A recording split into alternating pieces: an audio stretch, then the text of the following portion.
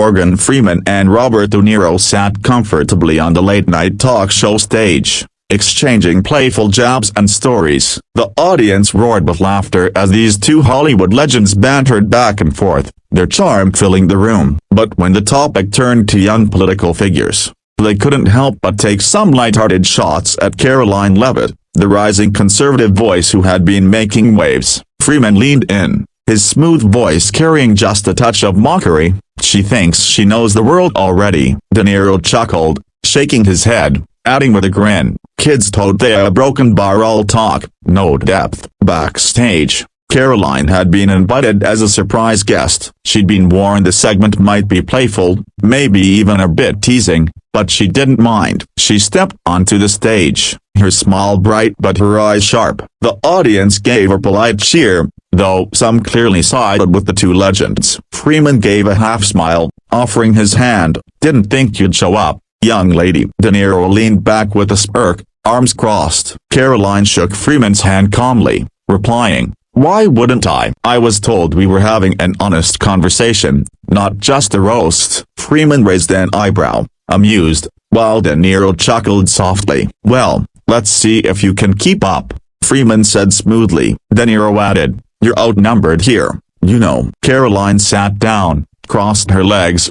and tilted her head slightly. "I'm used to that," she said softly. "I've been outnumbered my whole career." The audience murmured with interest, sensing something shift. Freeman, sensing a challenge, leaned forward. "Tell me then, what qualifies you to speak on the issues we've spent decades living through?" His voice was gentle but pointed. Karoline took a breath, her voice steady. "Experience matters, yes, but fresh perspective matters too. Every generation faces challenges, and we don't overcome them by dismissing each other. We overcome them by working together." De Niro let out a small, almost dismissive laugh. "Oh, that's cute," he muttered. Karoline's smile didn't waver. She looked at him calmly and said, "It's only cute until the results show up. I don't want applause. I want to deliver change. That's why I'm here, not for celebrity approval, but because real people are hurting." The crowd grew quiet, the tone shifting. Freeman leaned back slightly, his face softening. "That's a fair point," he admitted, "but you do understand why people doubt you, right?" Karoline nodded. "Of course, doubt comes with the territory when you challenge the norm. But you can doubt my methods without dismissing my heart." De Niro, suddenly more serious, looked at her directly. "Do you really believe you can change things in a system this broken?" Karoline met his gaze. "Yes, not because I'm special, but because I refuse to give up." There was a stillness on stage now, the audience watching closely. Freeman, usually the voice of calm wisdom, gave a small nod. "That's rare," he said softly. That kind of stubborn hope. De Niro, known for his intensity, seemed caught off guard by her quiet resolve. "You're tougher than you look," he murmured, almost to himself. Karoline gave a small smile. "You're tougher than you act," she replied gently, her words carrying no malice, only observation. The audience let out a soft ripple of surprise, the playful jabs now replaced by something deeper. Freeman gave a slow, thoughtful chuckle. "Maybe we've underestimated you, Karoline." She shrugged lightly. "Maybe, but it's not about me. It's about the people I represent, the ones no one here talks about." De Niro's eyes glistened slightly,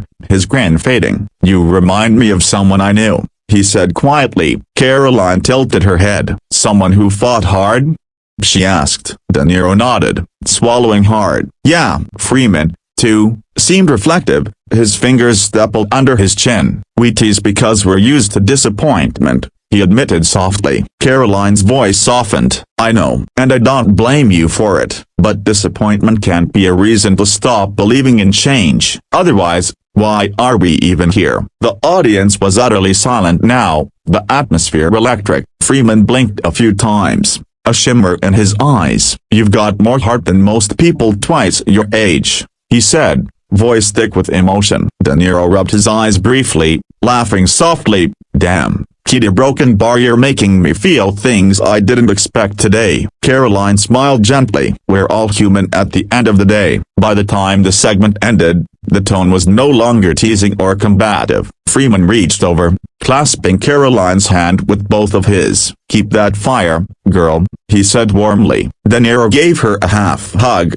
shaking his head with a teary grin. You got me, all right, you got me. The audience erupted in applause, not for the jokes or the stardom, but for the rare, honest exchange they had just witnessed. Karoline stood, eyes shining but calm, and simply nodded. Thank you, she whispered, her voice barely audible over the cheers. As they all walked off stage, De Niro turned to Freeman, shaking his head in disbelief. I did not see that coming, he muttered. Freeman gave a small, knowing smile. Sometimes the young ones remind us why we cared in the first place. Backstage, Karoline took a deep breath, her heart pounding but steady. She knew she hadn't won an argument, she'd simply shown up as herself, and that had been enough. And for once, two legends known for their toughness walked away, a little teary-eyed, reminded that even the youngest voice can carry the weight of truth.